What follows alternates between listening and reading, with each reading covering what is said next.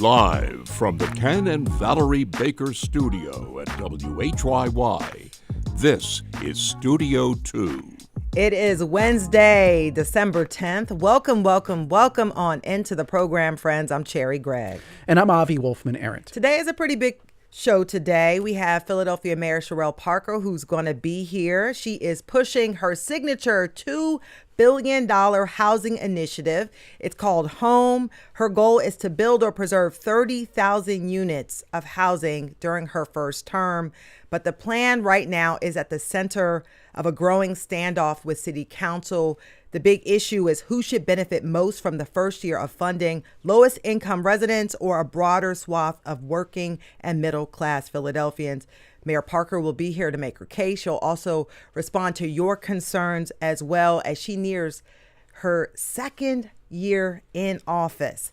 And so we want to hear from you. What questions do you have for Mayor Parker? You can call us. The number is 888-477-9499. The email is studio2@whyy.org. And if you're watching on Facebook or YouTube, you can put your comments in the chat. Yep, 888-477-9499. Email studio2@whyy.org. Keeping it real simple today. Yep. What questions do you have for the 100th mayor of Philadelphia? Before we get to all that, a trio of local news stories. I'll have the first one here, Cherry. Yep. Earlier this week, the embattled head of New Jersey State Police announced he would step down, and that sets up a big decision for incoming Governor Mikey Sherrill. The New York Times had a nice piece on this topic today. Patrick J. Callahan has led NJ State Police since 2017. The troopers have been under investigation following a period in 2023/24 where they issued dramatically fewer citations on New Jersey roadways. This investigation centers on whether this was coordinated and intentional. One theory goes that it was in response to a report that showed racial disparities in traffic enforcement, and the union representing state troopers has argued in court that this report on enforcement disparity caused troopers to make fewer stops. Now, there's also, and this is key, active inquiries into workplace discrimination within the New Jersey State Police. Could the enforcement downturn have been in retaliation for those inquiries? We don't really know yet, but here's an important point at the center of this whole thing. When New Jersey Police began to issue fewer citations during this critical period, traffic fatalities increased, and that put a big spotlight on New Jersey State Police. Here's what we know at this point. The old person who was the head during this time, he's leaving. Yeah. What will Mikey Sherrill do with this inherited mess? That's the open question. Yeah, and this is definitely going to be an early test for her. The New Jersey State Police, they have been plagued with scandals, as you mentioned. And, you know, Attorney General Matt Plankett had ordered reforms, and the guy who stepped down, he had said he was going to accept them. We don't think that has happened. And so this is the new governor's chance to sort of clean that up and, you know, and restore trust in the troopers. Yeah. I mean, if you look at the numbers, that period in 23-24, the number of citations issued during that period is just completely anomalous. Yeah. And there's still a big open question about why. Yeah. Lots of questions there. Our second story, Sylvester Stallone wants his Rocky statue back, and the city of Philadelphia has agreed to hand it over. That's the headline in Philadelphia Magazine. If you hadn't noticed, there are 2 Rocky statues, by the way, at the Philadelphia Art Museum. There's one at the bottom of the stairs off to the right that you usually see a lot of people sort of lined up taking pictures near. And that is the original statue that was commissioned by Sylvester Stallone back in the early 80s and used in the actual Rocky movies. He had gifted it to the city, and now he wants that back. It's unclear why he wants it back. But that second statue that is at the top of the Philadelphia Art Museum stairs, that is the replica. And it was made from the same mold that the original statue was made from. But you know, Stallone had loaned it to the city last year for Rocky Fest. It just kind of sat there. So we had the 2 statues. The 2-statue era is coming to a close, it's coming sadly. to an end. And so what's going to happen is once they take the OG statue out, they're going to make the replica that is going to be the permanent position at the top of the stairs. It's going to stay there at the top. It's going to stay there. They're going to spend money and make it a permanent fixture. But I did not know this. There had been a lot of back and forth over the years about it being at the top of the stairs. And so, now it's going to be there permanently. There's always been back and forth about the statue, Yeah. even before the replica existed. And, I think it's a little sad that the original is going somewhere. OG. We don't, Victor Fiorillo for Philly Mag made Shout the out to point that Victor, yeah. he wrote about this. And, he made the point that the story of the original statue is just kind of interesting. And it's cool to know what that statue's been through when you look at it, because it went from movie prop to kind of people turning up their noses at it, saying it didn't belong at the PMA, and then eventually being this celebrated icon. So that actual statue is going somewhere. I am curious. Sly Stallone, call in 888-477-9499. Why do you want the statue back? I just don't know what he's going to do with it. I mean, Philly, it's so a part of Philadelphia now. And I used to be like, why do people care about it? Yeah. But whenever I go to any place outside of Philly, people always bring up Rocky. Do like you- he's a real person. Yes. Well, do you like the idea now that the only one will be at the top of the steps rather than the bottom? You know what? I think it's going to make it a little bit less accessible, because that means that you got to run up the 72 steps to actually get to That's it. true. And I think, you could just get your grandma out the car and just put her over there It's and true. take your That did create lots of issues though, Yeah. with like traffic and Traffic, congestion. Like everyone was piling up there at the bottom of the steps near the traffic circle. I do think it's nice to have some separation. Also, hopefully, now that people have to climb the steps, to see it the won't statue, be as crowded. Maybe they'll actually go in the museum now. That is true, because that's the whole point. Yes, That's the whole point. Since you're already up there, take a rest, go inside the museum, check out You're the already art. there. You Check already did the hard work. Now go see a Cezanne or whatever. Yes, check it out. Boy, I hope there's a Cezanne at the PMA. There is. I think there is. I would look I really think there stupid. is. Winslow Homer. How about that? Okay, third story. Mm-hmm. Are you tired of buying gifts? Do you have holiday decision fatigue? I do. Well, there's a booth at Philadelphia's Christmas Village that may be for you, and apparently has become very, very popular. This vendor is called Chainmail Unclaimed. There's a nice profile of them in Philly Voice, and here's how it works. They buy a bunch of undelivered, unopened packages from warehouses. Interesting. You pick whatever package you want, and you pay between you pay between $10 and $40 based solely on the weight of the package. Then you open it up and see whatever's inside. And apparently crowds of people have been forming at this booth to watch people open the mystery packages and either cheer or gasp or whatever. It's become like a communal activity at Philly's Christmas Village, which I love. It really warms my heart. Yeah. And the purchases are all over the place. There's green wig, matching green hats wig. that say I'm married. I mean, it's just all over the place. You don't know what you're going to get. I'd be mad if I paid $10 for that green wig, but go ahead. you couldn't do something creative with a green wig. You could pull it off. Maybe. Absolutely. Maybe. So I am curious, though, what do you make of the popularity of this mystery box vendor? Well, two things. First of all, I feel like people are tired. Tired. Okay. Very tired of stuff. And the reason why I say that, and the reason why I say that is because all of this stuff was going to the landfill, and there's so many of these unopened boxes that were returned or abandoned or whatever. So that's one part. But the second thing I think it says, we are addicted to the possibility of good deals. Yes. I fall in that category. Yes. Because you don't know what you're going to get. You're like shaking it. We love a good treasure hunt. We love a great deal. There is nothing like paying $10 for something that's worth $200. Absolutely. The joy you get from that. It's a high. Oh my goodness. And so I think that's why people are in line. Yeah, it's funny. Here is something that someone by definition did not want. And all of a sudden you call it a mystery and people want it. And it's like you shake it and you make a guess and then boom. You get something, you pay $10 for it, it's worth $200. I think the lesson that would make my year. I think the lesson to be learned here is that we are tired of buying things and we don't get as much joy as perhaps we did as kids from getting gifts or buying gifts. And so just shaking up that whole process kind of reinvigorates us. So you go with the tired. The tired and I we think love it's a treasure decision hunt. fatigue. Yeah. Like no one wants to look for something or think about things. They're just like, give me a mystery box. Let me see what's inside. But we have so much stuff because you might end up wanting to return that or absolutely. abandon that. Absolutely. You never know. It's like a cycle. No mystery about our guest today. Yeah. Philadelphia Mayor Cherelle Parker. We're going to talk to her about all sorts of things, including her big housing initiative. Don't go anywhere.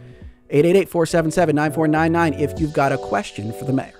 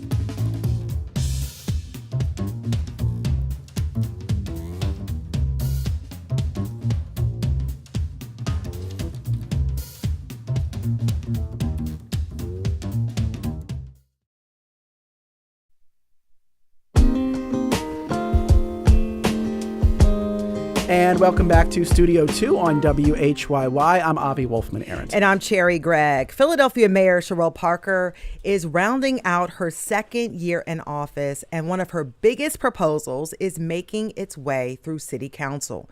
But recently, there's been a holdup over some of the details of that plan. The holdup is over who the plan should prioritize, the poorest Philadelphians or a broader mix that includes some middle-income folks. Hanging in the balance is Parker's signature initiative, a $2 billion effort to build or preserve 30,000 housing units. Today, we'll talk with the mayor about her housing plan and her priorities as we look back on the first half of her very first term. Mayor Cherelle Parker, welcome back to Studio 2. We're happy to have you. Thank you, Cherry, and thank you, Avi. It's a pleasure to be here. And it's a pleasure to have you listening out today and watching out today. What questions do you have for Mayor Parker? Let us know, 888-477-9499. You can email studio2 at whyy.org. If you're on YouTube or Facebook, drop a comment in the chat. And we wanted to start here at Mayor Parker with a pretty simple question. You can invest real capital, political capital in all sorts of issues and topics. For you, why housing? Why are you putting all these chips on housing? Because Philadelphia is a city of neighborhoods, and our neighborhoods are made up of row homes. I am on a mission to save row homes in the city of Philadelphia and to increase the number of homeowners we have in the city of Philadelphia while stabilizing those who are rent, making sure that they have access to a safe and affordable place to live. But you can't be put on a path to self-sufficiency to go anywhere without housing. And it's extremely personal to me because my grandparents migrated from the South, Manning, South Carolina, Accomack County, Virginia. They meet and marry in North Philadelphia and lived in Richard Allen Homes, which was public housing. And at that time, it had been marketed as housing for returning veterans. Daddy, my grandfather who raised me, he was a Navy veteran. And from there, when my mother got pregnant, they became the first generation of homeowners in my immediate family. I live near 19th and Cheltenham Avenue, and that is something that I desire for as many Philadelphians as possible. And this is historic. Thank you for affirming that the capital is here with housing. This home plan, it's $2 billion. It's the largest investment in housing in the history of the city of Philadelphia. And I'm super proud of all of our efforts and what we've proposed. And so some people are confused about the plan. So I want you to, because we have Citizen Dave who wrote on Facebook, ask the mayor to explain her home plan as if she is speaking to a 5-year-old. So I want to give you Got it, like Citizen a couple Dave. of minutes. I hear you. I want to kind of give you a couple of minutes to just break it down for folks in plain English, your side of what you're trying to do here. So, Citizen Dave, it's a $2 billion investment, the largest investment in the city's history, which includes $800 million in borrowing. That's the bond issuance. And it would serve a menu of options. The funding is not like for one thing. It's like well over 50 programs. But 4 or 5 in particular are extremely important that I just want to get on the record here. One is $40 million, and this is for the first year that we're talking about. $40 million for basic systems home repair, $25 million for our One Philly mortgage, $43.5 million for Turn the Key, $100.3 million for renters, and $8.5 million for adaptive mod. Now, Citizen Dave, don't leave me. Stay with me. Why a One Philly mortgage program? Because I know what it's like when your credit score is not high enough, your debt to income ratio is out of whack.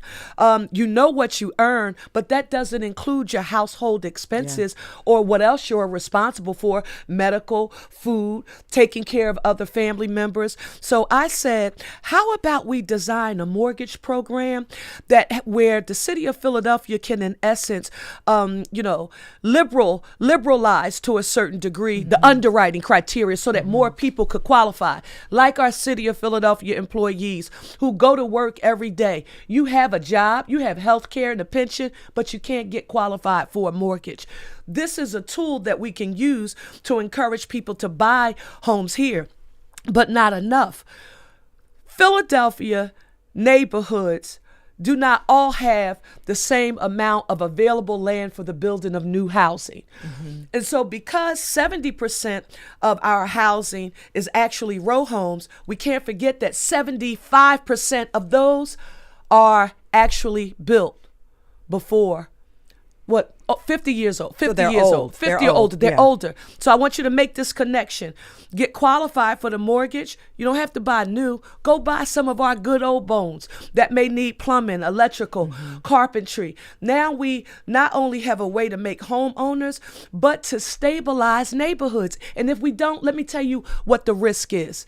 The risk is no one will be available to buy this real estate because once you get the mortgage, how are you going to go out and take out a home improvement loan? Yeah.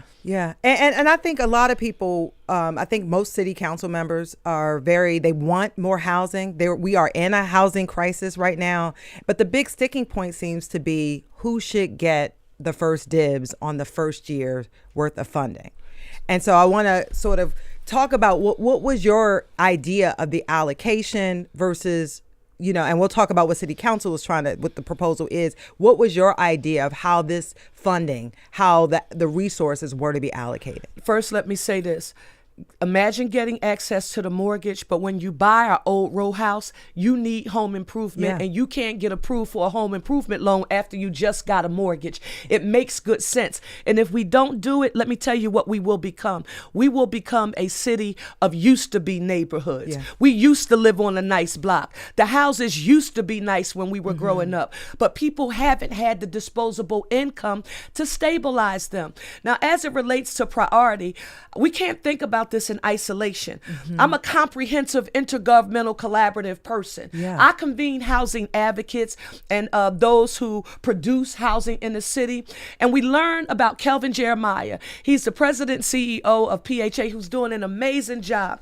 They have a plan to build and preserve and restore 20,000 units of public housing here in the city of Philadelphia. Extremely important to me because I just told you that's from whence my family comes. So if we partner that, their program is actually called the Opening Doors Initiative, 20,000 units.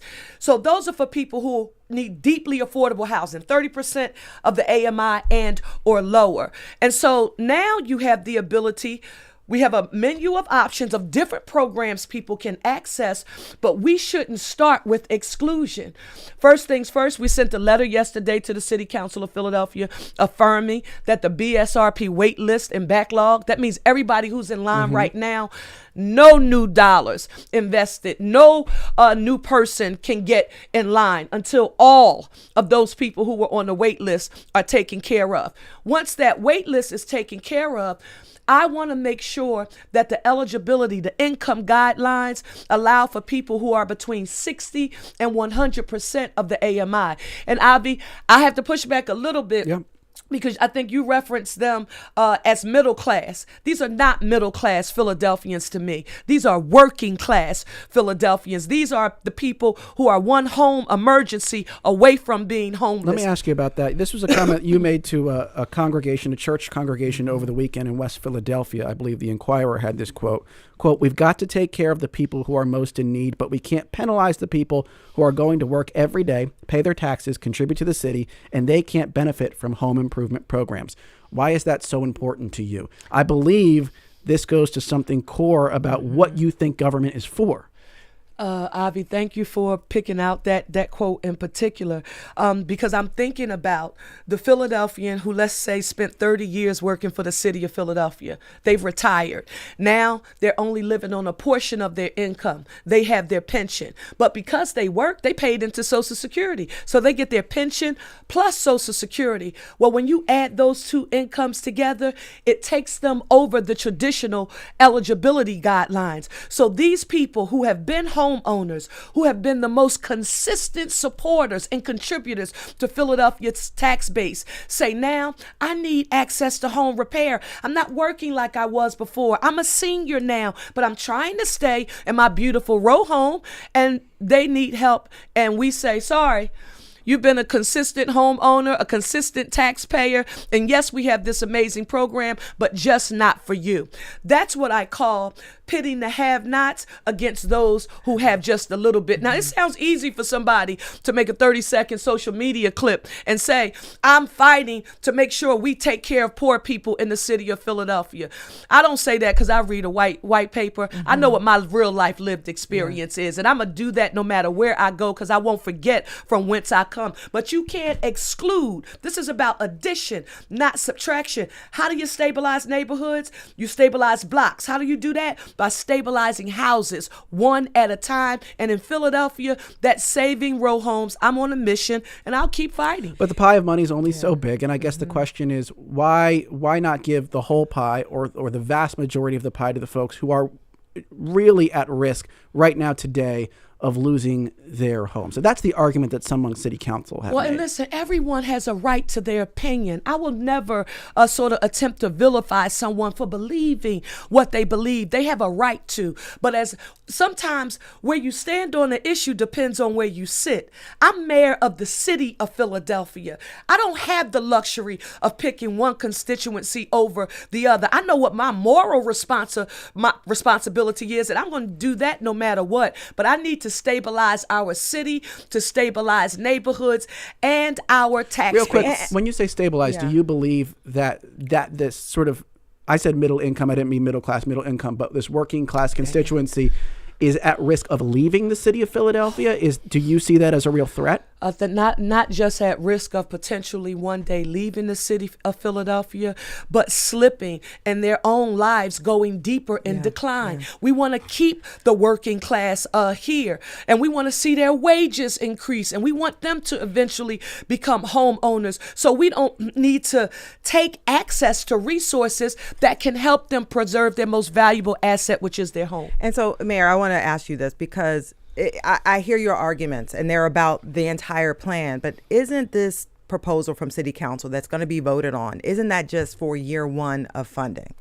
And I want to, because Councilmember Jamie Gauthier, she compared this moment to like a triage. She said the heart attack patient is seen before the person with a broken leg.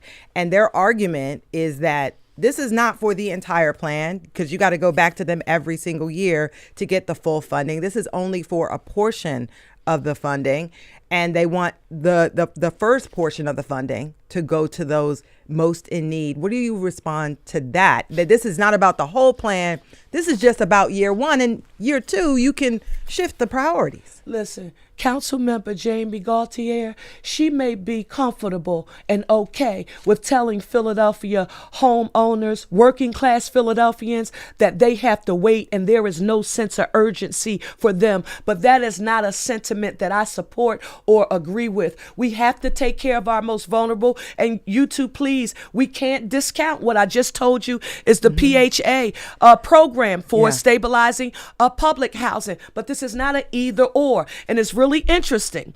Those working class Philadelphians that are living check by check are one paycheck away from not being able to pay their mortgage or to take care of an emergency. They are some of the most not just consistent taxpayers, but voters in the city of Philadelphia. And I would love to hear somebody who needs their vote to get elected go to tell them that their sense of urgency as it relates to housing and home preservation, it has the weight. We can move Philadelphia forward, and we can do it together as one Philly and not divide and conquer strategies. And my follow-up question to that is this: the home plan, the way it's currently structured, there's no, it wasn't going to be codified. Like who got what wasn't going to be necessarily written into the law. It was, and do you object to having it written out as far as like the allocations, or no, you're actually, let me go back there. You're asking me what is my concern with yes. It is written that what's being proposed and what was put as an offer to me on the table is that 90% of the home funds would be spent on people who are at 60% of the AMI or lower. And I said that is not something that I would support. And in my follow-up, and I guess I misspoke there, are you okay with codifying some kind of allocation?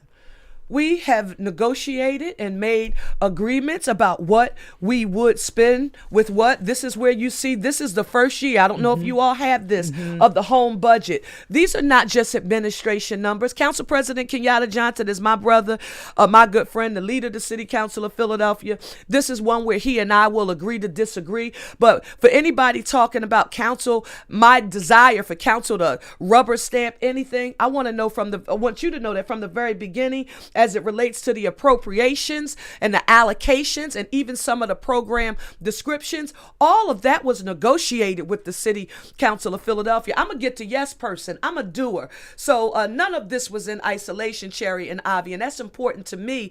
And for you, the WHYY listening audience, for you to know that since we've passed home, we've been in negotiations with council since July. But to the working class Philadelphians who are struggling to make ends meet and are a paycheck away from being homeless yourself, I want you to know I will not stop fighting for you. I will not tell you you have to wait. You've always had to wait. That is why our housing stock is in the disrepair that it is in right now. And neighborhoods that were once thriving and neighborhoods of choice are used to be neighborhoods with used to be housing. And I'm at war with the status quo as mayor of the city of Philadelphia. And that's just not good enough for me. So I'm never going to stop fighting for you. You shouldn't be penalized because you go to work every day or because you worked and you're working 2 jobs. You don't have the luxury or the privilege to go sit in the city council hearing all day long because you can't take a day off of work. I'm your advocate. You can't pay a lobbyist. I'm supposed to do that. So I'm going to always remember the people who come from humble beginnings like me and the people who we morally, it's our responsibility to take care of the most vulnerable. But I'm not going to do it by saying we have to disregard working class Philadelphians who are living paycheck to paycheck and are house poor. I just won't do it as mayor of the city. You know, we have this YouTube stream live and people get to talk to each other, you know, commenters.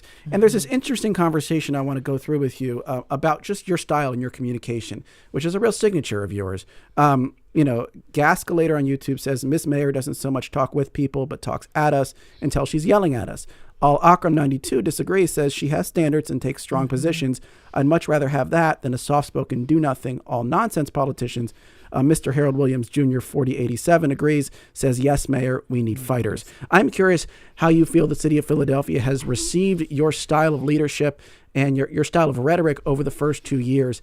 And sort of what you make of the reaction to you, the politician, the person, 2 years now firmly in the spotlight. Avi, this is where I thank God that I come from very strong roots and I've had powerful mentors.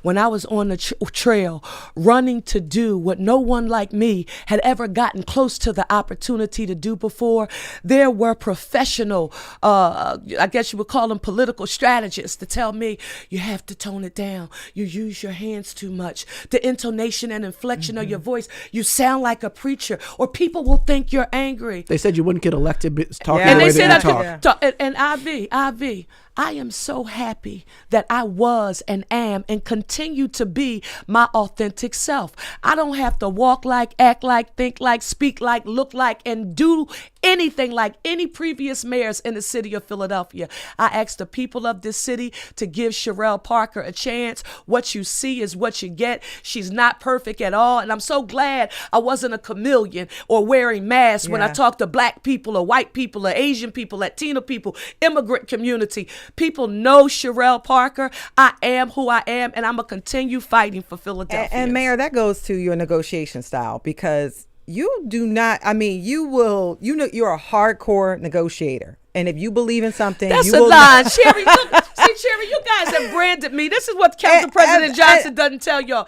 He doesn't tell y'all when we get in the room how much I've said yes, Mr. President, yes, Mr. President, yes, Mr. President.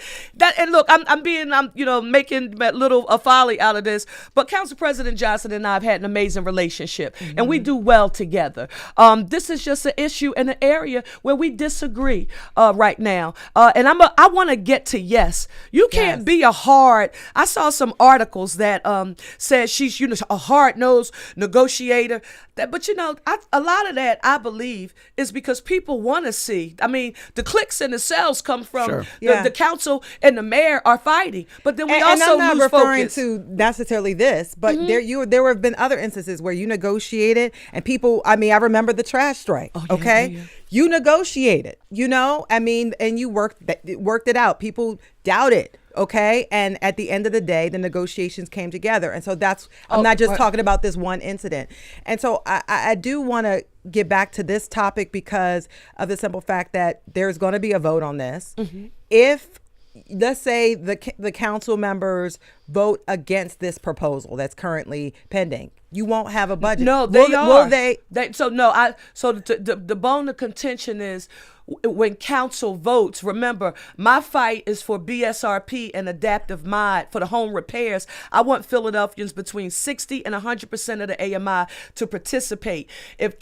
When home passes, right, that's the rub. So when home passes, if council says absolutely not, this is going to be exactly what we told you it will be. 90% of these dollars will be used for people who are at 60% of the AMI. What will happen, Cherry? We will, remember, it's a menu of options, over 50 programs. Yes. We will implement home, and we will have to do it in accordance with the law. But I'm going to continue fighting for and telling my story that if you are a working class Philadelphian and you accept government continuing to tell you that your sense of urgency about your struggle in life is not important enough as someone else's, and penalize you because you've been a homeowner and or because you've worked 1 or 2 jobs, and that you're not eligible for these very programs that are only funded because of the tax dollars that you pay.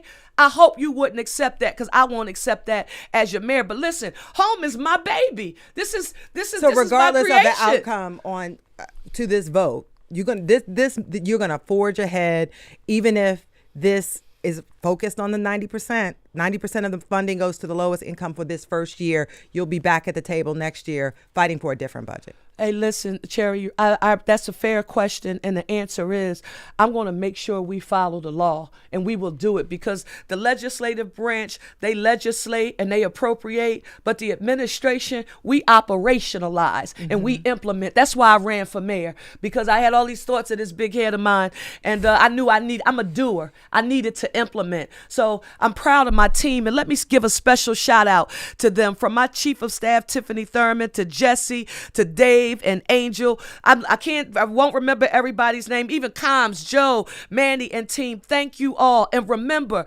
it will be a win for Philadelphia no matter what, because this is our $2 billion historic investment in housing, the largest investment in housing. This is proposed by the Parker administration. So I want my team to feel proud of the work we've been doing, and we're going to bang it out and do the best we can for Philadelphia. And we're never going to stop advocating for the working Philadelphians. You talked about fighting for working people. Some people feel that you should be adopting more of a fighting posture when it comes to Donald Trump and the federal administration.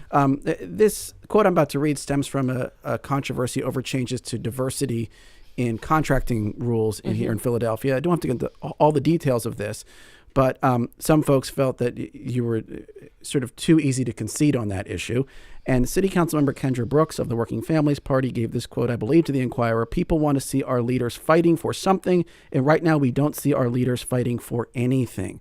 Can you explain your position toward the administration, toward Donald Trump, and do you feel that you have been too conciliatory toward an administration that some people feel is a direct threat to their rights? So one, I think Councilmember Kendra Brooks has a right to her opinion. We are the birthplace of democracy, so you have a right to feel whatever you want to feel. But Ivy and Cherry, let me just say that I don't think you will meet anyone who who has ever encountered me in the city of Philadelphia in my professional or either personal life who will tell you that I have ever had a challenge standing up and fighting for what I believe in. I'm fighting and leading the city of Philadelphia the best way I know how. And what does that mean? That means that when I make decisions, I have to make sure that I'm taking into account the comprehensive impact of my decision making and how it will impact our city in the long run. I'm a doer, I'm an implementer. What do I want to make sure that we do? I want as many black and brown people in particular, and that's women, people who are disabled, to get access to the opportunity to do business in the city of Philadelphia. To be quite frank, the plan that the MBE, WBE process and structures system that we had in place, it was broken anyway. You pay to get certified, you get on the list, 17 to 1,800 people on the list, and only about 20% of them get access to the opportunity to do business with the city. Now, for some people, if you're part of the 20, you think that's great. But if you are a part of the 80, you say it hasn't been working. So you get this Supreme Court ruling that we don't like, that we don't embrace, but I'm going to make sure that our city is functioning in accordance with the rules. So I shift to a small and local focus with the same goal and objective in mind, but doing it in accordance with the law. So nothing gets in our way. Now, Avi, somebody could say, well, she's not fighting. You can say that, but for me, I'm making strategic decisions that will benefit the city of Philadelphia. But let's just take, we've seen shifting to a different issue now, targeted ICE enforcement in places like Chicago, now New Orleans. And I think what the fear is for some people is if tomorrow ICE says we're going after Philadelphia, they don't have a mayor who is going to stand up with force to the Trump administration and protect the most vulnerable. I'm curious what you would say to that critique. I've said on a number of occasions immediately after the election results were announced, and this question came up, I talked about our executive order of 2016 that relates to detainers here. And I said our 2016 executive order remains in place, and that's it. Period. And the city of Philadelphia will function in accordance with our executive order, and we have done that. Now, if there are people who don't like the fact that they haven't seen me give an emotional response here, they have a right to feel. But I fight in a lead, and I lead in a way that is best for me as mayor to protect my city of Philadelphia and all of my people. And I won't engage in what some people really want. Now, this is what they won't come out to say to either one of you. They really want me to give answers to geometric if-then statements. If this happens, what are you going to do? If that happens, any crisis we've had in this city, I've responded. We had a plane crash, we've responded. We have mass shootings, we've responded. We need to address the opioid crisis, we've responded. Gun violence, homicides, we've responded. So I respond in the best way that we possibly can, and in accordance with my leadership here in the city of Philadelphia. So it seems like this is a strategic decision, not to necessarily pick a fight, but only to respond if the fight comes to your front doorstep. You can look at it, Cherry, like that. And again, different people will describe it any way they see fit. I would argue that all of the uncertainty that we've seen with the federal government and cities across the nation, it reinforces the need that as mayor of this city, I have to remain laser focused on using what we have here in the city of Philadelphia to take care of our challenges the best way I can. I've got to maximize the efficient use of scarce resources and our manpower, and that's what I'm doing. And I'm really proud of my team and how we've been leading. And we wanted to switch gears because we only have a few more minutes with you, but we wanted to talk a little bit about Market East because you were one of the most visible supporters of the Sixers arena at Market East, even as Chinatown and nearby neighbors sort of fought against it. Now, there's big developers coming in. You have a Market East stakeholders advisory group. I just want you to talk about this. What stage, where are we when this, and why should people trust you this time? Because a lot of folks fought against this, then the whole deal fell apart. And so why should they trust now that this is going to work? Because absolutely nothing, Philadelphia, has changed about my stance as it relates to Market East. I said during that time that we would have a revival on East Market Street from City Hall to the river. And because of the joint venture that the Sixers and the Comcast created during their negotiations, and they decided to build the arena at the South Philadelphia Stadium District. Nothing about my commitment to the revival of Market East changes. As a matter of fact, if you were at the announcement, you saw me with about 20 or 30 different plans that have been introduced for Market East over the years that I don't know where they went. Lots of people, community spent a lot of time making recommendations, but they went up on the shelf in planning and development, and no one implemented them. I've been around long enough to remember the Disney Quest hole, that never, Disney Quest project that never was. And I'm at war with the status quo. And we're going to revive Market East, and we're going to do so in an inclusive way. We're going to make sure that as the oldest and most historic commercial quarter in our city, that we have that revival. We're going to listen to the people who live here like we did before. Grateful to the over 60 stakeholders that you just mentioned who are a part of it, and we're going to do the best we can. But what we won't do is maintain the status quo, and to me, that's what's been done in the past, and it's not good enough for me as mayor. So thanks, Jerry Sweeney, and to the entire team. We're going to revive Market East. Speaking of Jerry Sweeney, CEO of Brandywine Realty Trust and head of this Market East Advisory Group, he recently gave comments to the Philadelphia Business Journal implying, I don't want to say directly said, but implying that they would like government incentives to be somehow part of the Market East revival. I don't know what that's going to look like, tax incentives, abatements, whatever. Do you believe incentives are necessary to revitalize this stretch? Let me say this to you. When I think about Market East and I think about the city of Philadelphia, I even want to go back to housing for a second because I really want to get this on the record. I got elected in 2005. We have government buildings like the Riverview building off the Delaware.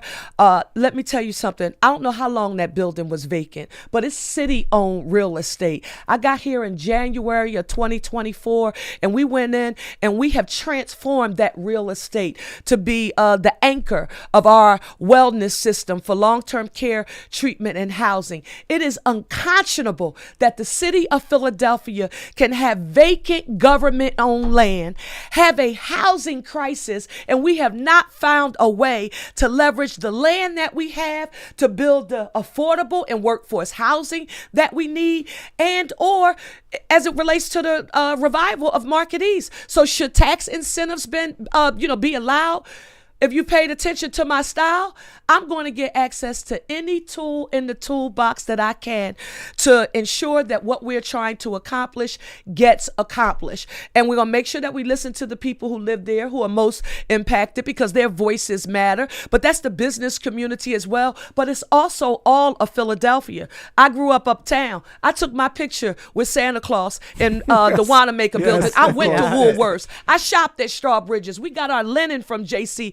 Penney. So Market East, it belongs to the entire city, and I will work to get every local, state, and federal tool that we possibly can use to help with the revitalization, because I'm a doer.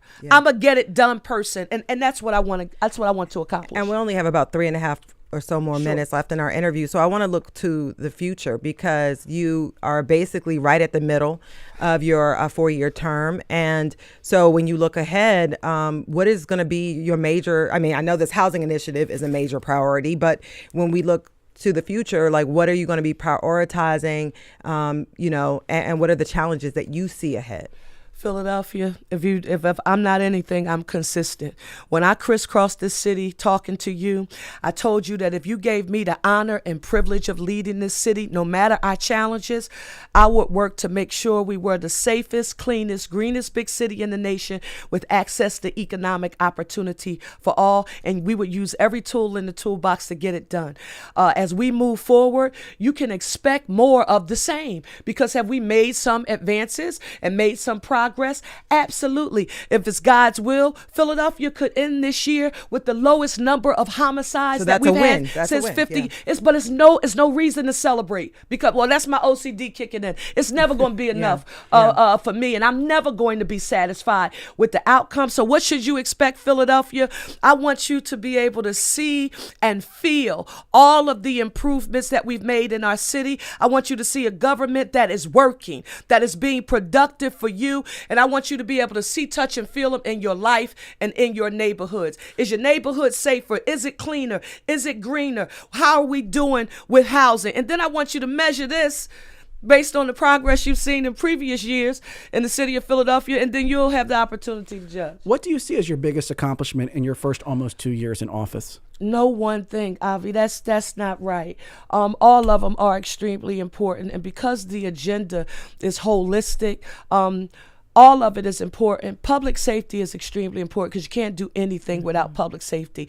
I'm so, proud of our Philadelphia Police Commissioner, Bethel. And every time I'm traveling across the country talking to other mayors, I tell them, don't you even think about looking at my police commissioner or our superintendent. But our holistic strategy, prevention, intervention, and enforcement, supporting grassroots community-based organizations, little leagues like the one I came from. I'm a product of the Oak Lane Wildcats. That's the prevention. I'm thinking about Shantae Love in the Mayor. Every murder is real. And then making sure we have community policing. Do you remember the arrows and the criticism I took for, announcing that I support community policing? And I want to see more officers walking the beat, riding the bike, getting to know the people they were sworn to protect and serve. I'm happy about what we did. I'm happy about Adam Gear, the Office of Public Safety, and us building out that long-term care treatment and housing, wellness ecosystem. Carlton Williams is kicking it out with Clean and Green, the residential cleaning teams, PHL, TCB, Future Track. What am I doing, Philadelphia? I told you I didn't want you to listen to what I said. I wanted you to watch what I was going to do. And I hope that you see me doing exactly what I told you I would do. Real quick, and Dale, by the way, wants to shout out your sidewalk and street cleaning program, says it's phenomenal. Yeah. One more question I wanted to ask. This is from a listener, Quack Goes Duck 1535. What does the mayor think of the affordability strategies pursued by incoming New York Mayor Zohran Mamdani? What are your impressions of incoming Mayor Mamdani? Let me just say that running for mayor, and I don't care who you are and what city you're in, running for mayor is a very challenging feat. And whomever the winner is, whenever you're successful, hats off to whomever the winners are.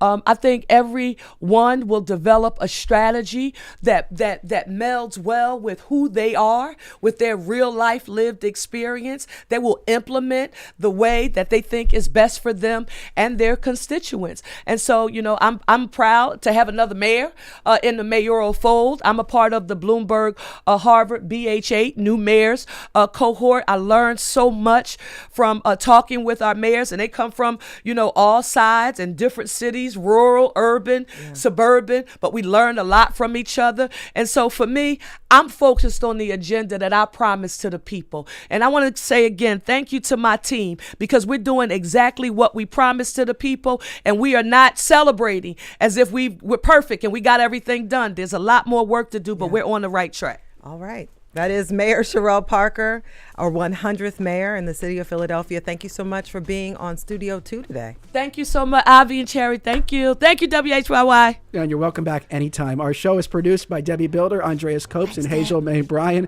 Mike Schiffler is our visual producer, Adam Stanishevsky and Tina Calicay engineered today's show. Our executive producer is Kevin McCory from Studio 2 at WHYY in Philadelphia. I'm Avi Wolfman-Arent. And I'm Cherry Gregg. Thank you so much for joining us today.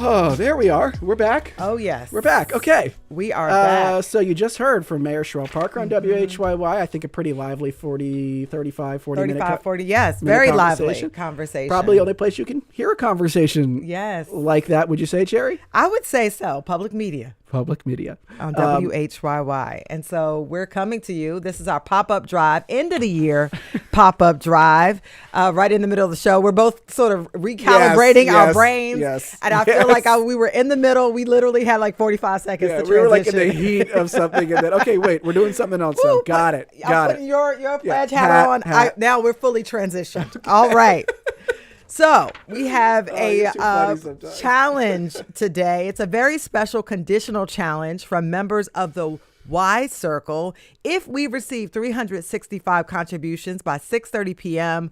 today, WHYY will receive an additional $36,000 in support of the programming and news on our station. And this hour, we have a goal of 35 gifts. Yeah, 7 in so far. We're obviously coming to you at the very end of this hour because we wanted to give you that whole interview with the mayor in one big chunk so you could get the most out of it possible. And so as a result, that means we have a little work to do at the end of the hour, looking for 35 gifts. Now we have 8 in. That's a great start. I do think that's a great start. That is a great start. WHYY.org/radio is where you go to make a gift.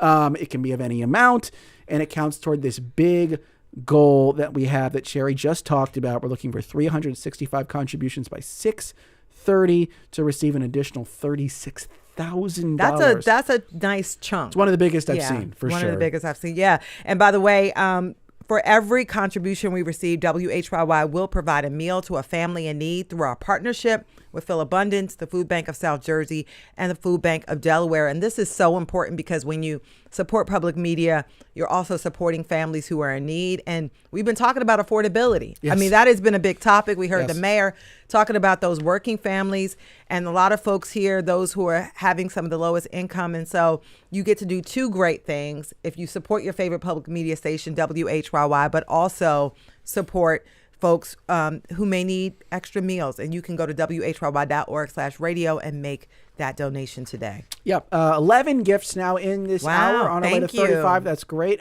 Let's shout out some of the Y Circle members who made this challenge possible.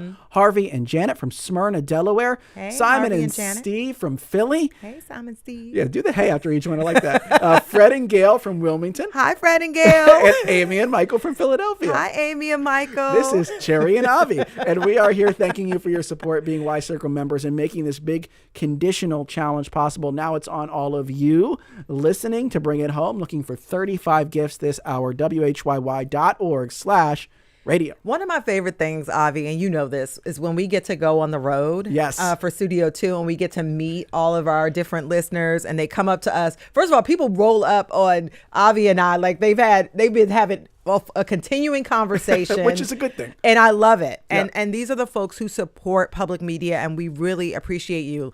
People like Lois from Westchester, who says, "I love that WHYY gives me shades of gray and a world that is increasingly torn between black and white. The news coverage is measured and fair, and I love all the other programming that keeps me up to date with literature and culture and language and sports and every aspect of the world." Thank you so much, Lois, for that beautiful, testimony of your love for public media. That was great. You too can support WHYY today at our end of the year and help us get close to this $36,000 conditional challenge. We want to unlock it. You can go to WHYY.org/radio. I love that comment from Lois. Shades of gray, right? Because Shades sometimes of gray. it feels like we're like fighting against the current, trying to give people nuance. Like, does anyone want new? And then you get to these pledge drives and you realize there is a big constituency for this type of reporting and information exchange that actually provides nuance and doesn't just confirm all your prior beliefs, but challenges you from time to time. I'm just so happy that those people are out there, that they give, that they support, whether they just listen or they give as members. I'm just so thankful those folks are out there. And I think it's reaffirming to know, to read what Lois wrote there and to know folks like Lois are out there. So join Lois. We have 12 gifts in this hour. On our way to 35. You can continue to give even after the show is over. We're going to count those gifts. We really want to try to make this big goal. WHYY.org/radio is where you go to make a gift. And WHYY, and I think Studio 2 tries to be a place where people can come and hear folks who disagree with them. Yes. We've had some very interesting conversations because we live in a world where the algorithm just feeds you more of what you already believe. And so you got to break out of that bubble. And WHYY is a place where you can hear thoughts and ideas that maybe challenge some of your own beliefs, and you can think it through. Be critical thinkers. And so we really need to unlock this $36,000 conditional challenge. We need 365 contributions by 6:30 p.m. today. So far, we have 15 this hour. We need 20 more to reach our goal of 35. Again, you can go to WHYY.org/radio. I know we can do it. I know we can. We can.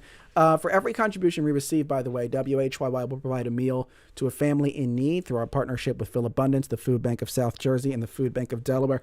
That's something we do from time to time. I believe we always do that at the end of the year. It's such a critical time for so many people. This holiday season is the season of giving. So just making mention of that special kind of, I don't want to say offer, but that special extra benefit of giving right now. Absolutely. By the way, Ann from Havertown, Delaware, I hope I'm saying that right. She says, I am already a member, but I'd like to help at this time of the year. So if you're already a member of WHYY, you can still give a donation of any amount to count as one of the 365 contributions. And you could do that at WHYY.org/radio. And if you want to leave a comment, do that as well. Yeah, that one got me. The Havertown, Delaware, because I know Havertown in PA. Yeah, that's a new one for me. Yeah. So, Ann, thank you so much for giving and supporting and for being a member. So keep those gifts coming. WHYY.org/radio, and thank you.